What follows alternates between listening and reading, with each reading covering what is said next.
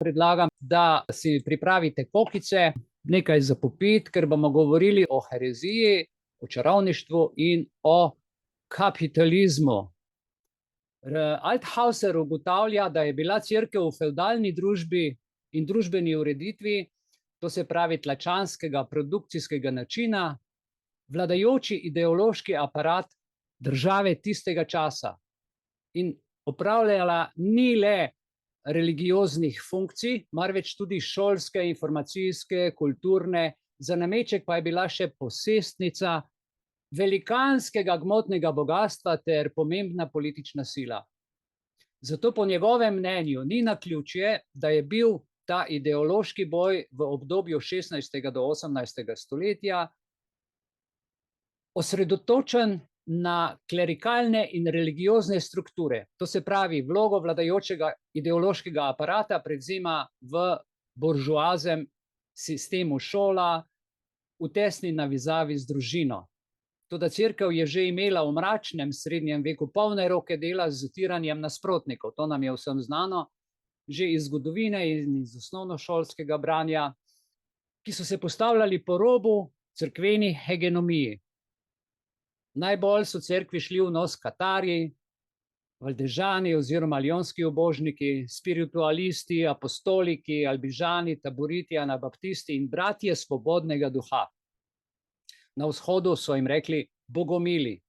To se pravi, če tako rečemo, to so bile različne, tako kot cerkev pravi, heretične, jaz pravim svobodomiselne, zdravomiselne, ločine, naslednice milenarističnih gibanj, ki so bila spontana, brez jasnega programa in brez trde organizacijske strukture, zaradi česar je njihova zgodovinska zapuščina sicer precej klavrna, vključevala so večinoma obubožane kmete, izobčene duhovnike, prostitutke, mestne in podeželske dninarje ter flamske tekstilne delavce. Njihov nastanek pa je pogosto sprožila neka karizmatična oseba, ki se je razglašala, da bo skoraj konec sveta. Hvala Bogu, to danes razglašajo United Nations, da bo konec sveta, da bo to izrek poslednje sodbe, tako kot pravijo. In Federici piše, da so bila ljudska krivoverska gibanja kot svojevrstna teologija osvoboditve v današnjem času. In celo prva internacionala, zato ker ti svobodni duhovi so bili po vsej Evropi in po vsem svetu, tega srednjeveškega in urbanega delavstva, dolga 3 stoletja, najpomembnejša pravzaprav politična opozicija cerkve, revolucionarna sila takratnega časa, ki si je prizadevala za korenito preobrazbo na vseh ključnih dejavnikih vsakdanjega življenja, na primer dela, imetja, reprodukcije, družbene vloge in statusa žensk ter spolne etike. Zdaj cerkev reče heretiki, mi bomo rekli zdravorazumniki, ki so se opirali na novo zavezo, to se pravi Jezusov nauk in skromni način življenja njegovih učencev, so se zavzemali za družbeno pravičnost in za duhovno prenovo v tistem času. Trdili so, da Bog ne govori več skozi usta pohlepnih in pokvarjenih duhovnikov, bogatih duhovnikov, katerih zakramenti so zato neveljavni, so mogli plačevati za zakramente. Evo, zdaj, hvala Bogu, dajo odpustke, ki so zastonj, pa verjemite mi, da niso zastonj. Še daleč od tega. Vsaka stvar, ki jo država ali cerkev daje zastonj, ima v ozadju veliko računico. Tako kot injekcija je bila tudi zastonj, ampak računica v ozadju, potem plačaš velik račun kasneje, ne? Tudi finančna pomoč države je dobra, račun pride pa kasneje, nobeno kosilo danes ni več zastonj. In glejte, takrat so, bomo rekli, ti svobodni duhovi zavračali materialne objekte čaščenja, torej svete zgradbe, podobe, simbole, ker so menili, da je edino, kar šteje zares, posameznikova vera, individualna vera. Obsojali so cvetoče pridobičniške posle cerkve in prodajo mašnih odpustkov. Te odpustke sem vam prej pokazal, ki jih je zdaj papež v Sloveniji dal. Zgleda, da je sila velika, da se ljudje zelo sekirajo, da je mogel to narediti. da veliko ljudi noče covida delati, ker rabijo odpustek, da naredijo prostor za nove grehe. In takrat je cerkev kot taka bila, recimo v tistem času, visokih odpustkov, tudi največja evropska veleposestnica in kot taka neposredno vključena v sistematično izkoriščanje podložnih tlačanskih kmetov. Govorili smo o odpustku in sicer Radio Ognjišče 21.8.2023 objavil, torej tako piše papež Frančišek, žal mi je, s posebno pozornostjo se obrnil na svetišče Device Marije na Gorci v Malečniku. Jaz to cerkev poznam, kot otrok sem romal gor. Gor smo imeli piknike, pa gori se je dogajalo, vinček in tako naprej, čudovita lokacija, vse. Ampak eno je, če greš po odpustek, eno je pa, če greš sam, se napolniti energetsko, duhovno, in če greš pač ne po zastonj odpustek, ker ni namen to, da ti bo nekdo odpustke dal, ne. In da vsi, ki bodo obiskali omenjeno svetišče, da bodo lahko v njem prejeli dar popolnega odpustka. Veste, kaj je popoln odpustek? Popolnost ne obstaja, ne. In to je zdaj trenutno gor magister Sebastian Valentan, župnijski upravitelj. In to so na ptujinfo.com tudi objavili. In takole je zapisal, najprej bi rad poudaril, da je odpustek zastonj. In to je super stvar, je napisal Sebastian Valentan. Torej, vsak skoraj ga lahko prejme, vsak. Ampak moraš biti pa krščen, tako piše vmes. Torej, po vsakem grehu, torej naredimo razne stvari, ki niso dobre, in gremo k spovedi, in pri spovedi nam spovednik greh odpusti, nam je povedal župnijski upravitelj Sebastian Valentan. In tako naprej o odpustkih govori. Gremo mi naprej. Tako imenovani krivoverci, ki so razmišljali svojo glavo, če se vrnemo na naš pregled skozi zgodovino, spet nazaj v tisti čas, so nasprotovali vsakršnim socialnim hierarhijam in oblastnim razmerjam, fevdalni, delovni, naturalni in denarni renti, kopičenju bogastva v zasebni lasti, podrejenemu in manj vrednemu položaju žensk, politizaciji seksualnosti, ter tudi čedalje močnejšemu blagovnemu gospodarstvu, naglo razvijajočim se tržnim menjavam. Takrat je že vse to obstajalo. Prej jaz, ki sem tole skupaj sestavljal, nisem mogel verjeti, ker dobro, vem, kaj se je dogajalo, ampak danes, ko sem tako intenzivno vpleten v vsak korak svojega življenja, ko na ulico stopim, zdaj so že kamere, mikrofoni, zvočniki in tako naprej, v vsaki svetilki, v pametna mesta, in ljudje pa lepo, veselo pijejo pivo, se sprehajajo, hodijo na dopuste, briga njih, kaj to se dogaja, ne. Ko bo stisnilo, bojo pa spet prileteli. Vladajoči pa vseh teh protestnikov, pa tudi takih, kot smo mi, kot tudi isto kot danes, niso tega opazovali križem rok.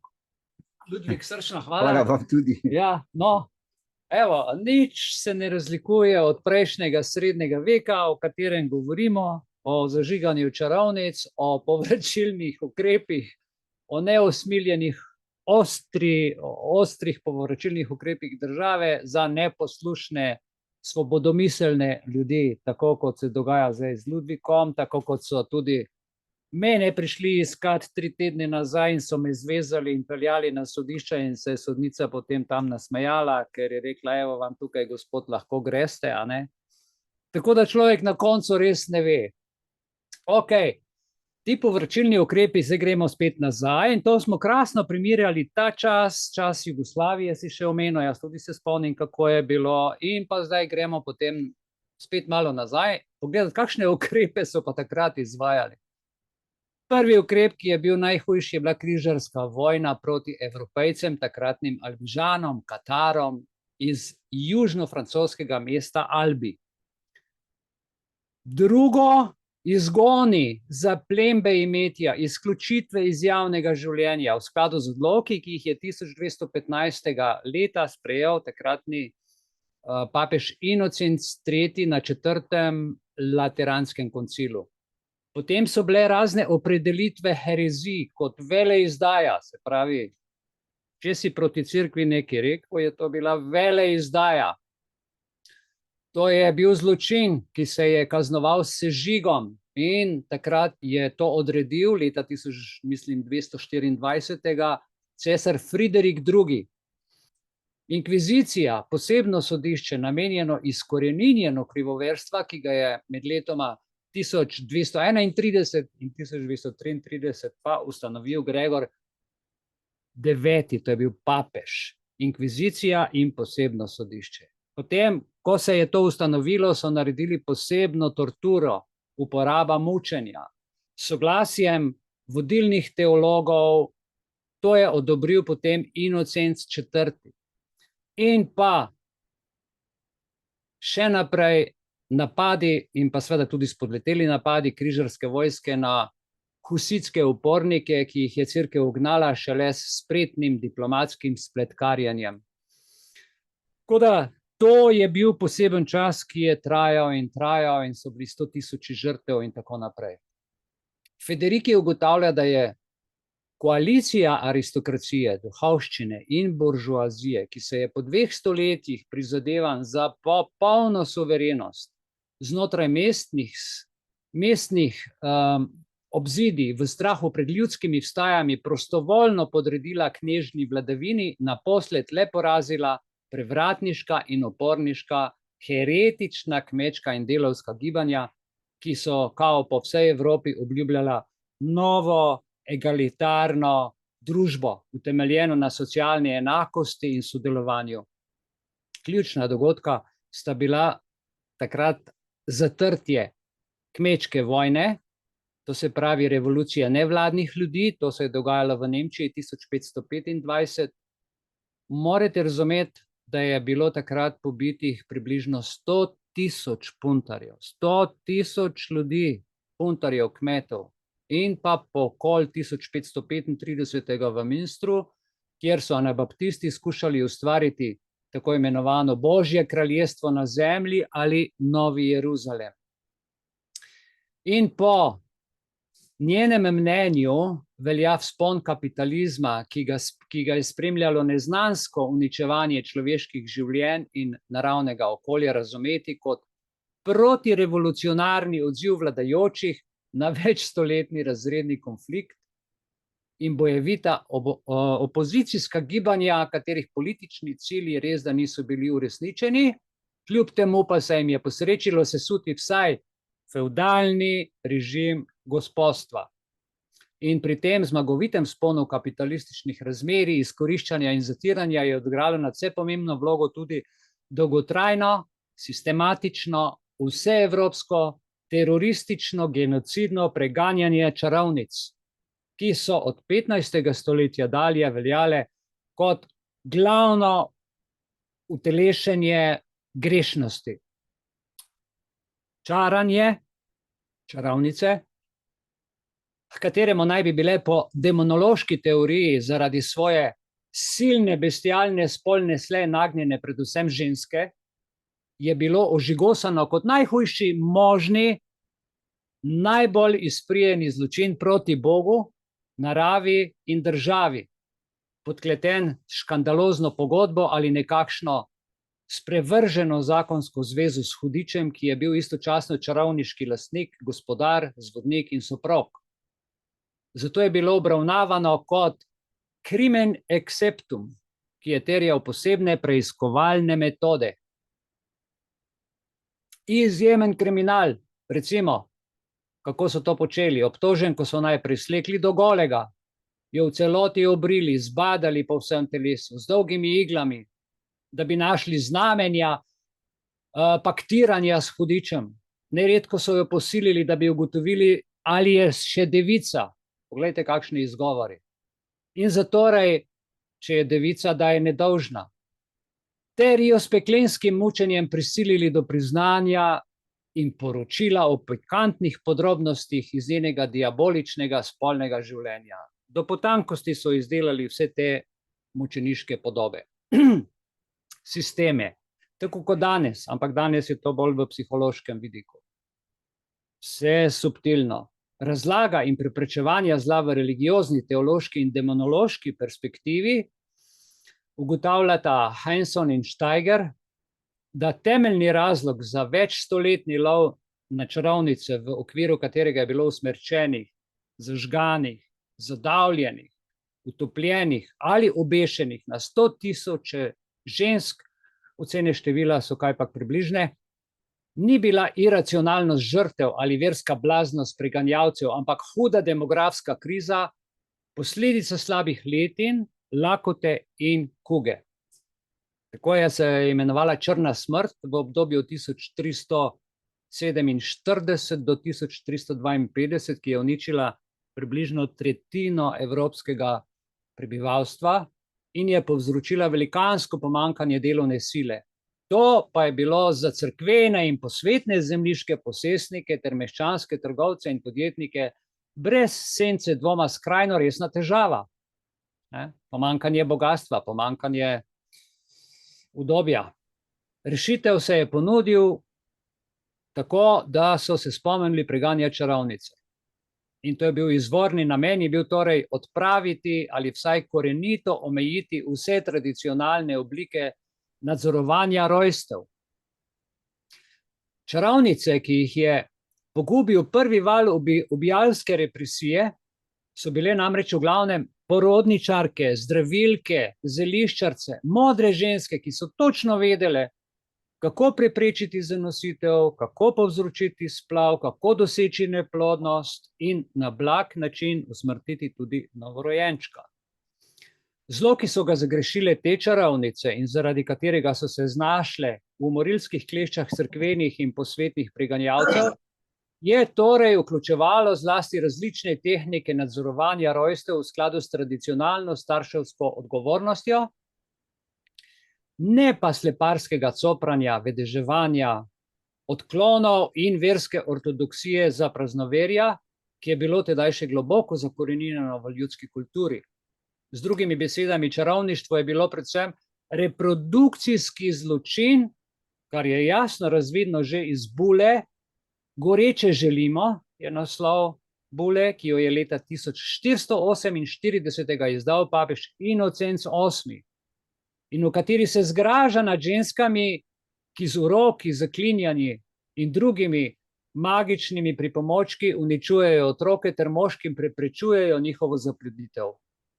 Torej, osrednji očitek je še natančneje utemeljen in razčlenjen v ključnem demonološkem delu Maleus Maleficarum, čarovniško kladivo se tako prevede iz latinščine, v katerem sta nemška dominikanca Jakob Sprenger in Heinrich Kramer opredelila 7 čarovnij, ki jih je že kmalu inkriminirala politična oblast. Leta 1507 so vstopile v tako imenovane bamberške predpise, leta 1532 pa so bile vključene v zakonik cesarja Karla V., ki je veljal v celotnem nemškem imperiju takratnega časa.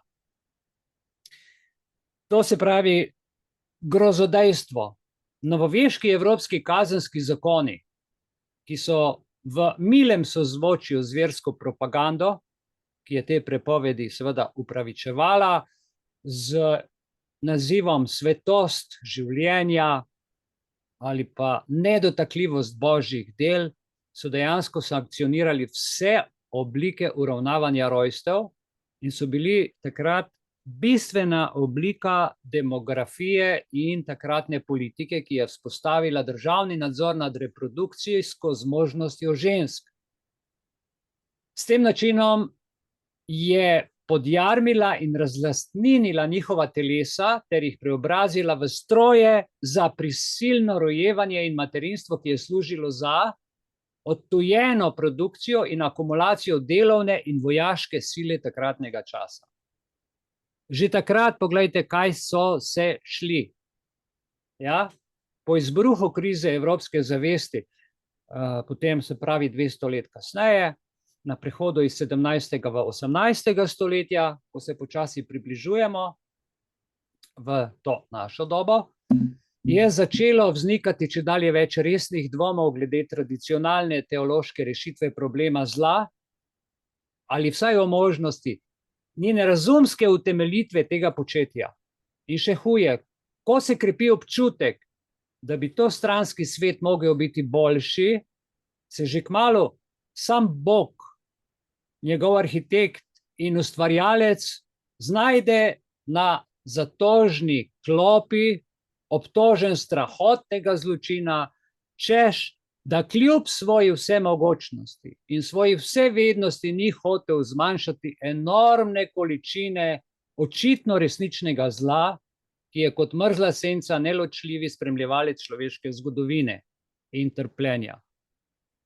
Bog je šel na zatožno klop, ker ni zmanjšal zla in trpljenja. Predstavljajte si to.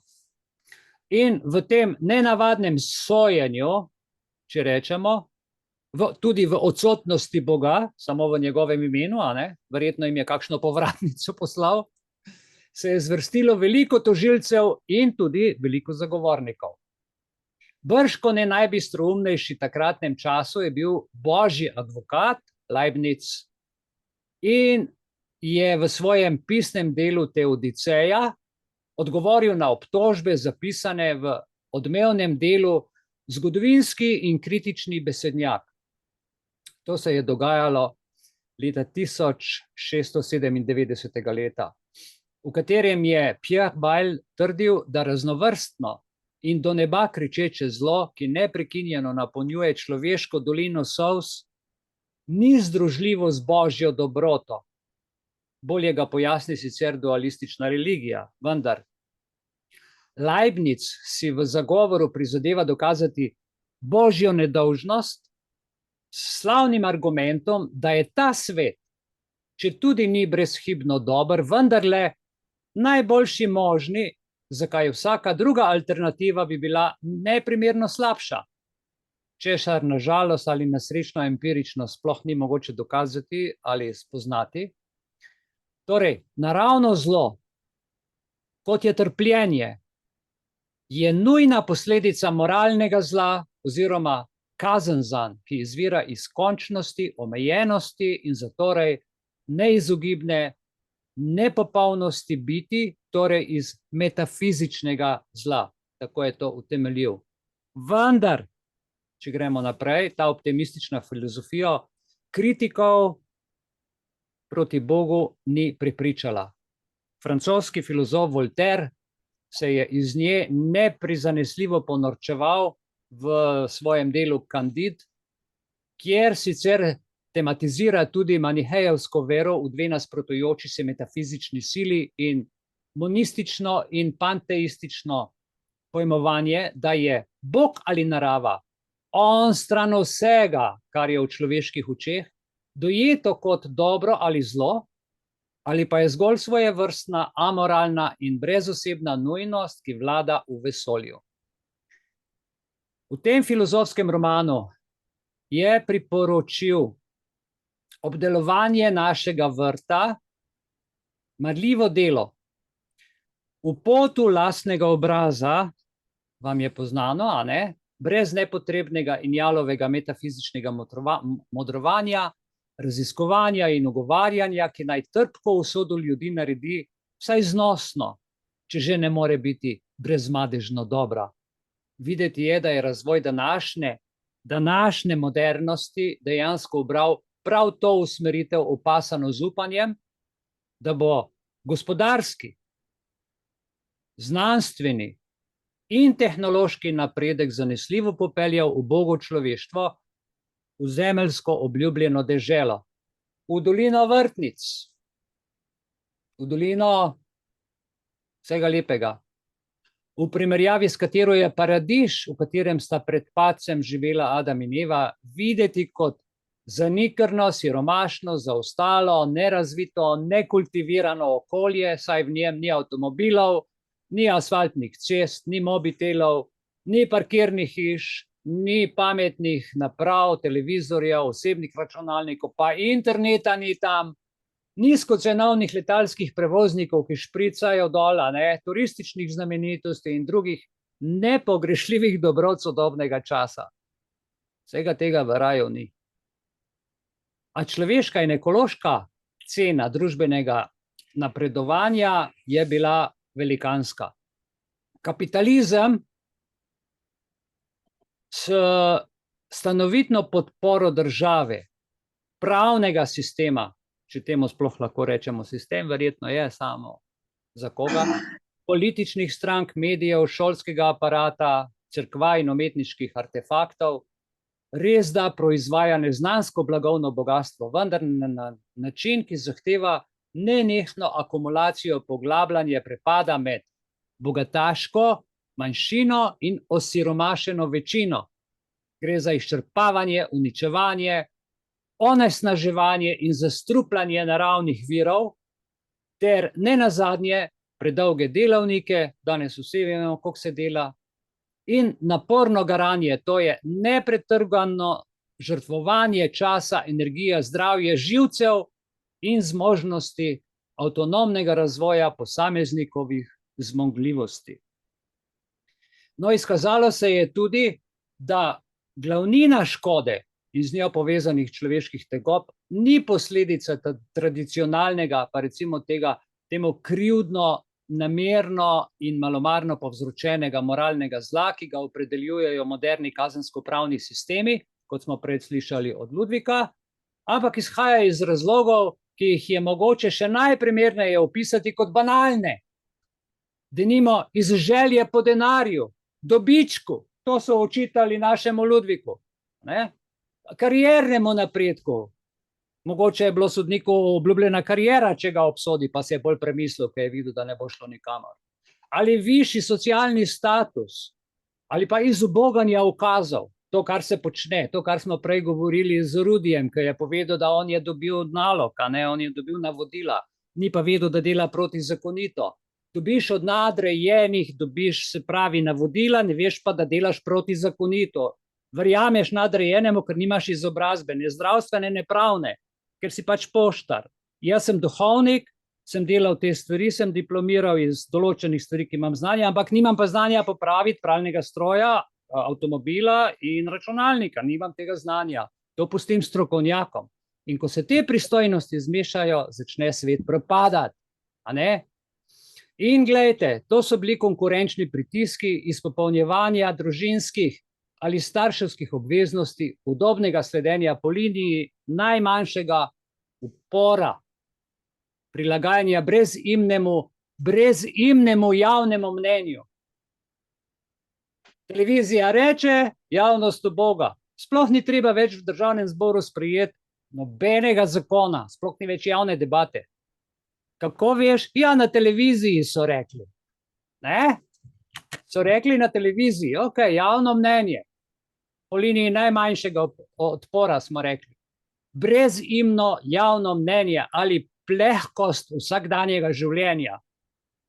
Tako se temu reče, brez razmišljanja.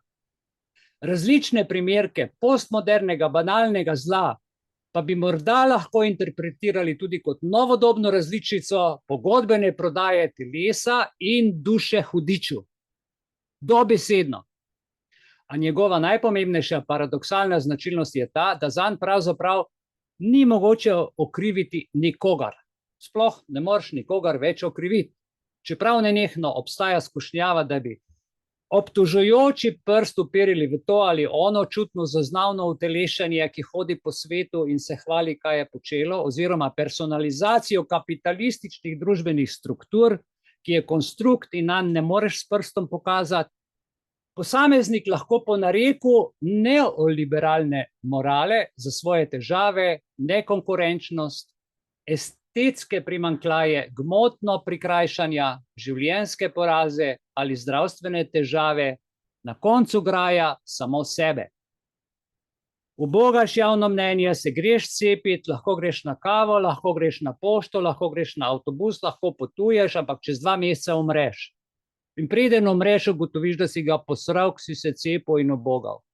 A najbolj zoprno spoznanje je, da človeško trpljenje, ne glede na številna občudovanja vredne dosežke kapitalističnega napredka, še zmeraj trmasto vztraja.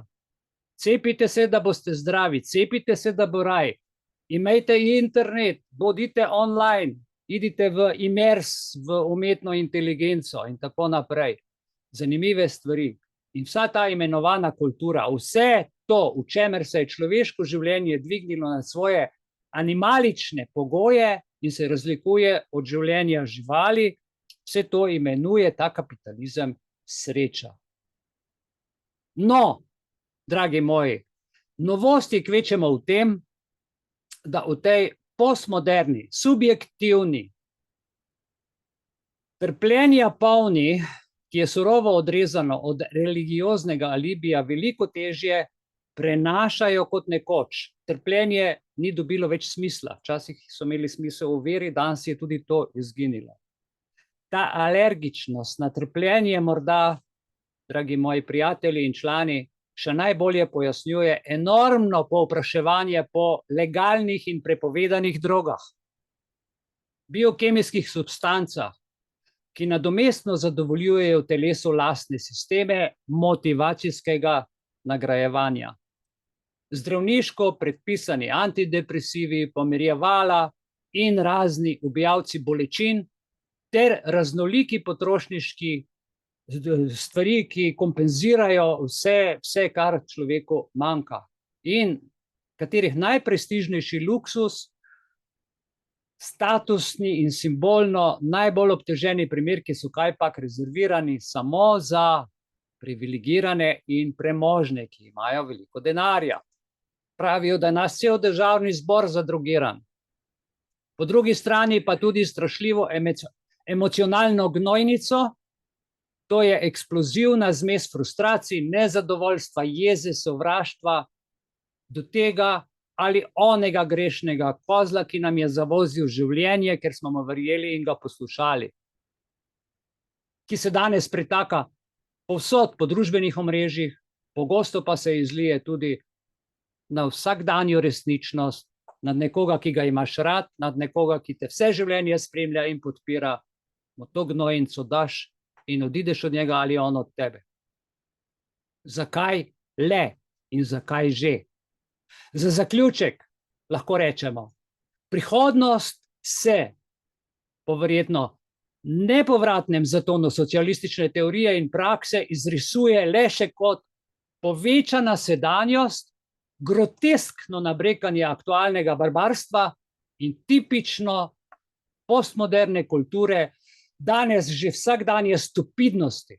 In brez kančka dvoma lahko torej zatrdimo, da smo se znašli v položaju, ko nas z milostnim odmerkom specialne previdnosti odreši lahko samo še dobri stari Bog.